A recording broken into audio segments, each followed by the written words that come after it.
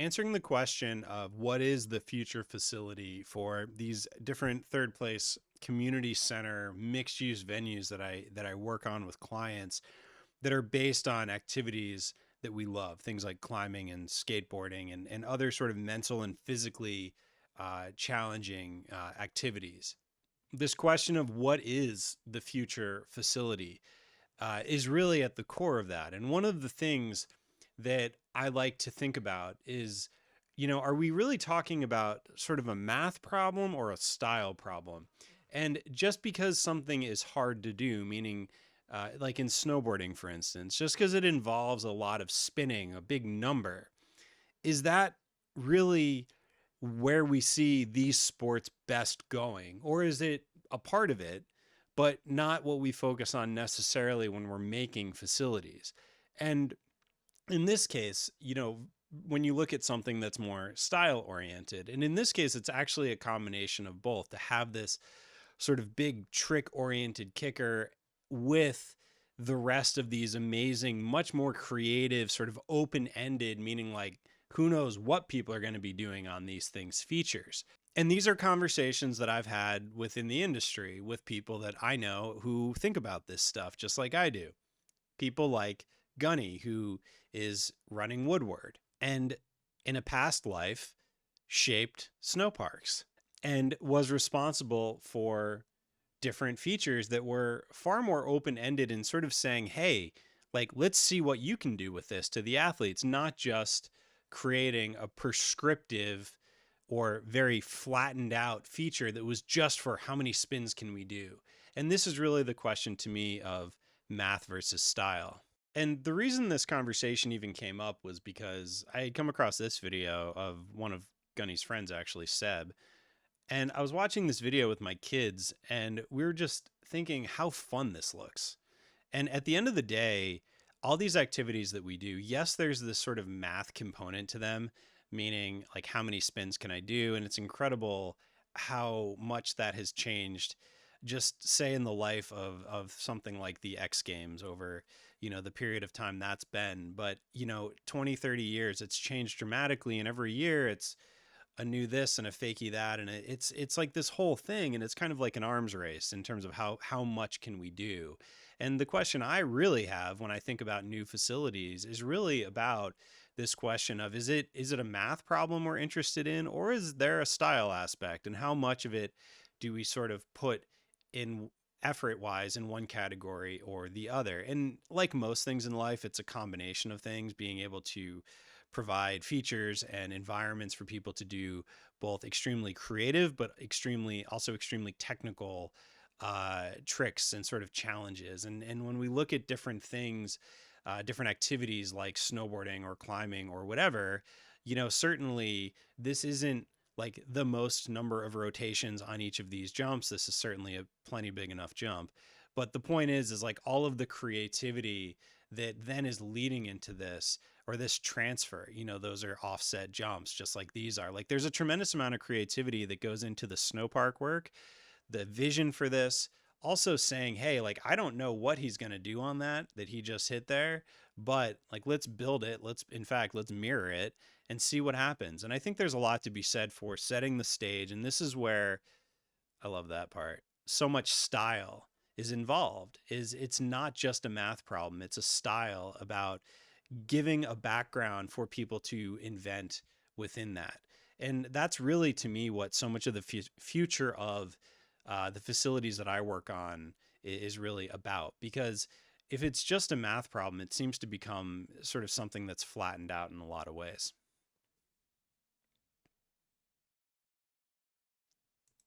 So to me, whether we're talking about snowboarding or we're talking about something like climbing, the reason that I use these as different examples is because, say, in climbing, for instance, we're seeing, speed climbing has been part of the Olympics. It's a bit of a funny thing in the sense that it's sort of the antithesis, the opposite of why so many of us got into climbing. We didn't get into climbing because it was about speed climbing necessarily, although I'm sure there are people who did. I got into it because it wasn't track and field. It wasn't swimming.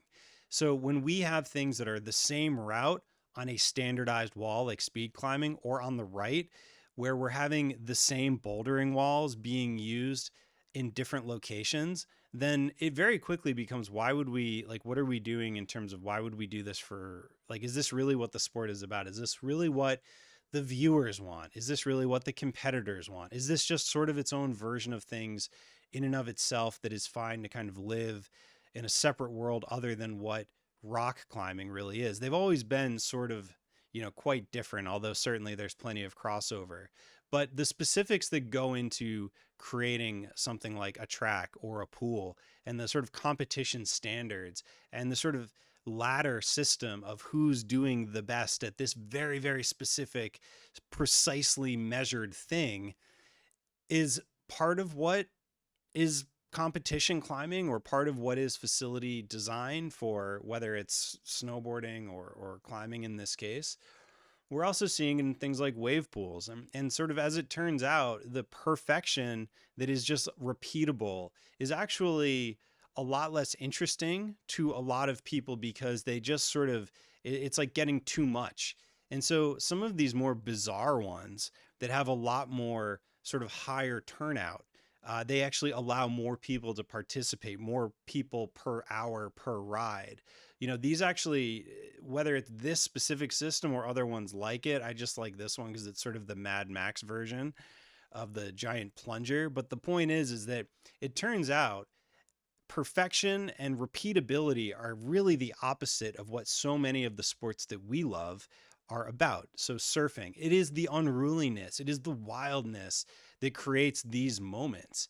And so to me, it's not about creating the perfect thing for the perfect math problem all the time. I do see that that is a thing in and of itself, and creating that kind of perfection, but it's the opposite of why so many of us got into this. And is it the future? I don't know. I think that from my point of view, the question of interesting features, do we want the same thing? Do we want to travel around the world to climb on the same pieces of plastic, versus people traveling around the world to go to these beautiful and inspiring vistas to be challenged?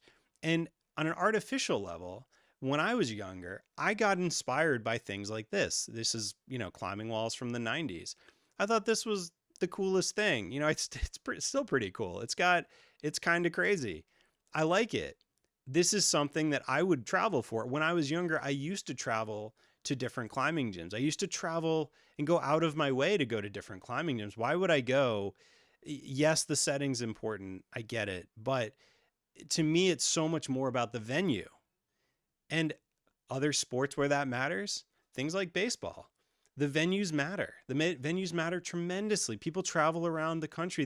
This is literally a scratch off chart to try to show that you've been to all these different venues. And the name of the game is that they are different. Some are open, some are closed, some are diamonds, some are circles, some are super old, some are new, some are great, some are terrible.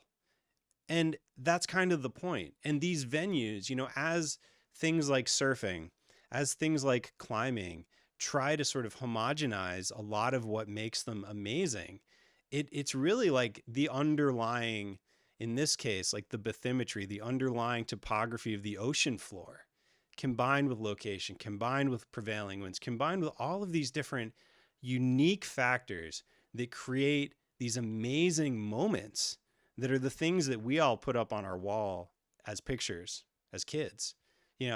Even in a man-made situation, Formula One, look how different the tracks are. There's a lot of reasons for that. Some of them are in cities like this one in Monaco. Even golf courses. Golf courses are incredibly different in terms of the way that they combine strategy and topography. And one of the aspects of this that I would point to is this aspect of discovery. Like, not just saying, this is how you do it, but when you create a scenario that is often even unintended for people to do things like this on, like, the architects, when they put these stairs together, are probably not imagining people launching off of them, but it's the relationship between people being creative and having style and seeing opportunity, whether it's an art installation or doing a physical trick or skating it or whatever. These features, the way that we interact with the physical environment, with the terrain, with the features in these venues that we're exploring. It's the unexpectedness that's a big part of it. And that's really what creates so much of the magic in the scenarios, as we get to see people having fun and exploring and playing and doing their own creations. And so, you know, people like Noguchi, who is well known for things like his table and other furniture, also was really interested in creating parks and play structures and like these sort of environments that are open-ended. And that to me is so much of what climbing is the sort of open-ended beauty of like, wow, imagine if we could do that. Imagine if we could climb that. I wonder if that goes. And when I create facilities, that's a lot of what I'm thinking about, is not trying to necessarily over prescribe, but be much more open-ended. Try to create some inspiring lines, try to create some good features, some good angles, you know, try to get the sort of nuts and bolts right so that people can set good problems on them, but also not forget like why so many of us got inspired to do any of this in the first place. These striking lines, these things that people travel the world to go and do. You know, to me, that's what bringing some of that back into the man-made environment. We have that opportunity, so why wouldn't we do some of that rather than flatten it out, rather than try to make it homogeneous? And to me, that's really the question of like taking inspiration, but also realizing that we're making a man-made version of these things. And so, you know, this is, you know, at least they're going for it. Like, I appreciate that. And it's something that's compelling to look at, fun to climb on. You know, these different sort of features that, and different ways of introducing them, different scales, different contexts. To me, that's so much of what creating these features that are more about style than just the math behind them. And so much of it goes back to intent. You know, these aren't just stripy ships. They're ships that are trying to hide from submarines so they don't know which way they're going, coming and going. It makes it harder to literally sink them. You know, in my mind, looking at intent, looking at things we can learn from, the sort of geology, or trying to just have fun and create features that people can then react to.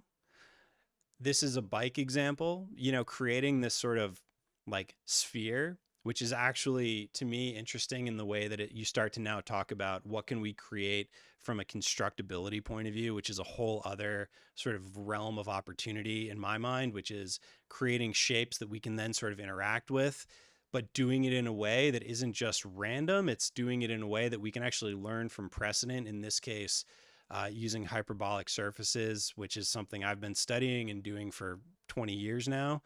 But doing it in a way that we can actually create new opportunities for what the future facilities might be, that are both learning from the need to be technically like accessible to do the next level and the highest degree of trickery, and set the most, you know, current competition climbing on, but also have some degree of inspiration baked in that makes you just want to go and climb the thing. So to me, when I think about the future of facilities, it isn't just one or the other in terms of math or style. It's not just about the most blank thing we can do so that we can set the same problems or the same exact route, and realizing that there is a place for that, arguably, and that is one way of doing it. But is it the only way? To me, I don't think it is, because I think what I see is people going into facilities, especially if you're not at the 1% of the 1% who's really trying to train for a World Cup or do the most rotations possible, you're probably there to have fun. And so taking care of them too, especially as we think about it from a business point of view, especially as we think about what the future facility is, I just like to think about both of those at the same time. It's not about, is it math or style? I would just say, in a time where the math is getting more and more complicated and more compressed, style is a way that we can be different. So thank you for watching, and I appreciate your time.